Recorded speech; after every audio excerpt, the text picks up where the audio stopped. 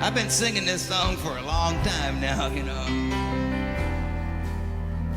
It's been one of my favorite songs. I don't mean to interrupt it or nothing, but I even put it in the one movie I ever made. And I only made one movie. Because I saw it. That was enough. But we used to sit around that old church we made that movie in and sing this old song.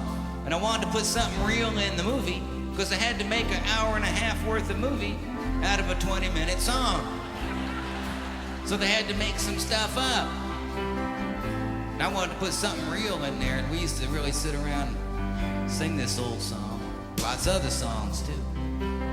Some of you may have noticed in the newspapers last year that we was able to buy back that old building. It's nice to be back in there. We got some nice things going on. Some nice programs for kids that have been screwed around with too much, or old folks been left alone, or people in between dealing with AIDS and cancer and all kinds of stuff. And I won't talk too much about it now, but I just thought I'd let you know that, as a matter of fact, the second day I was in there last year, I guess, I was mopping up the floor, and the local preacher come by. It was at night. It was a glass door, so I couldn't run away or nothing. And he was there knocking at the door, and I let him in. He said, "Arlo, I just come by to see what you're doing over here." I said, "I'm not doing much, just mopping up." He said, "No, Arlo. What are you doing over here?" I said, "What do you mean?" He says, "Arlo, what kind of church is this?" Well, no one had ever asked me before.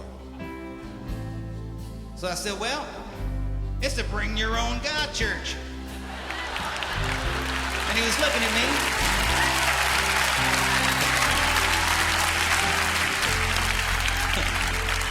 He didn't want to smile. But you could see the smile creeping across his face.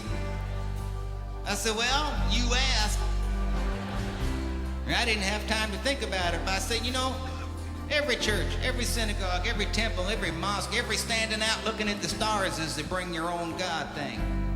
Because you got to bring your own heart, your own mind, whatever it is, or you just bring your own standing there looking at it." He said, "Well, maybe you're right." Haven't seen them since, but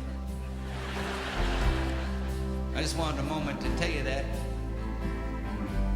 Because it sort of puts for me this show tonight that we've been doing in a little bit more of a context of some kind. It's more fun than anyone can imagine to be up here, not just with your own kids, but with friends, and it's sort of like just one big family up here. That's what it feels like. And it reminds me of a story that my dad used to tell, because he was equally convinced that there wasn't but one big family around the whole world anyways. It was the story of the two rabbits, Mama Rabbit and the Papa Rabbit. And one day they was out in the woods and they was munching like rabbits do. And far off in the distance they could hear the sound of dogs being carried to them by the wind. And they looked up and they stopped munching for a moment and their little ears was going. The rabbits figured the dogs were pretty well far away, so they just went back to munching, but now they was paying a little closer attention. But after a while the sound of the dogs got louder. And the rabbits started getting nervous. And as the sound got louder and louder, the rabbits looked off in the direction the sound was coming from, and through the trees over on the far hill, they could see a whole pack of dogs that was coming right toward them. And as the rabbits was looking, the dogs was looking, and they saw the two rabbits standing down there. And when the dogs saw the rabbits, boy, they started running. I mean, they took off. They were smiling. Their tails was going, their tongues was drooling, their faces was smiling, they was barking, yelling, they was, they were happy dogs. When the rabbits saw the dogs coming, they bolted. Boy, they took off. They started running around the trees and through the bushes and over the stones and everything. But no matter where they went, no matter how fast they went, the dogs kept getting closer and closer until finally the dogs was just about on them and the rabbits started getting tired. And in the very last minute before the dogs was on them, the rabbits jumped into the hollow of a log. And in the next instant, the dogs was all over the log. They was making quite a racket out there. But over all the noise, the Mama Rabbit said to the Papa Rabbit, she said, "Pop, I don't think we're getting out of here alive." But the Papa Rabbit just smiled. He said, "That's all right. We'll just stay here till we outnumber them."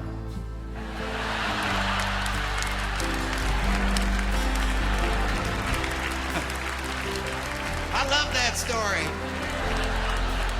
Especially when people say to me, "Arlo, where you been for the last 20 years? I tell them that story. Just been home breeding. Now my own kids are starting to have kids. They're not leaving home neither.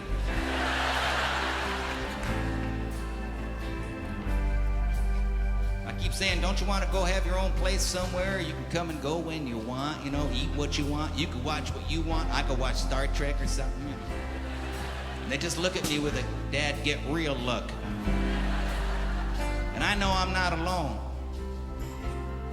And I'm not alone around the world, because I think my dad and other folks was right.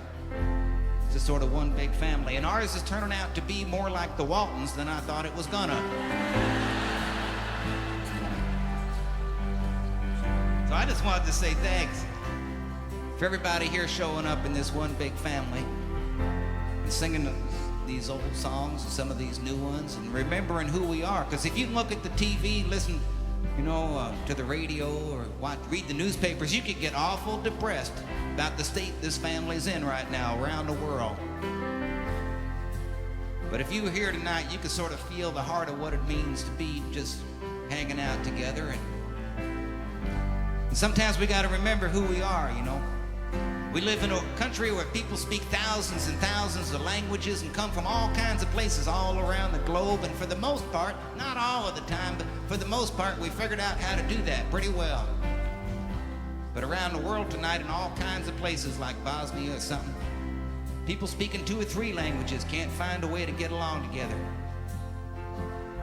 So we got to remember who we are, so when other people stop for a moment and wonder if it's possible to get along in this world, that we could be doing that for them. I was talking with Pete outside. I don't mean to be talking so much, but Pete reminded me of something. If the world was perfect and everybody had money, everybody drove a BMW or something, nobody was homeless, nobody ever got sick, everything was wonderful, everybody was smart and everything, happy all the time, you'd have to go an awful long way out of your way to make a difference in this world. You'd have to do a whole hell of a lot to try and improve the way it was. But in a world that sucks, like this one, you don't have to do very much at all. There was never a time in the history of the world where you could do so little and get so much done. That's right. You could do more with a little smile, just hold somebody, say hello to somebody, or just feel good by yourself, even when you don't feel like feeling good. So I just wanted to say thanks for coming. Let me give you my spiel there. It's been fun. Let me just say a thanks to the guys in the band who I did not introduce yet. Tim Sears on lead guitar over here. Jason Webster playing the other guitar right on back of me here. Collie Baba McConnell on the drums in back of us. Sean Hurley over on the bass.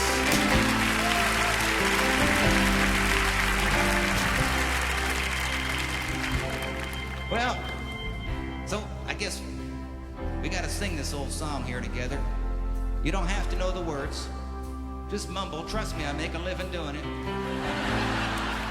And Pete's the one that taught me that you don't even have to know the tune. He said you just pick yourself a note and slide around till it feels good. Or until somebody slugs you sitting next to you or something. That's the worst that could happen. Help us out here. Oh, amazing grace.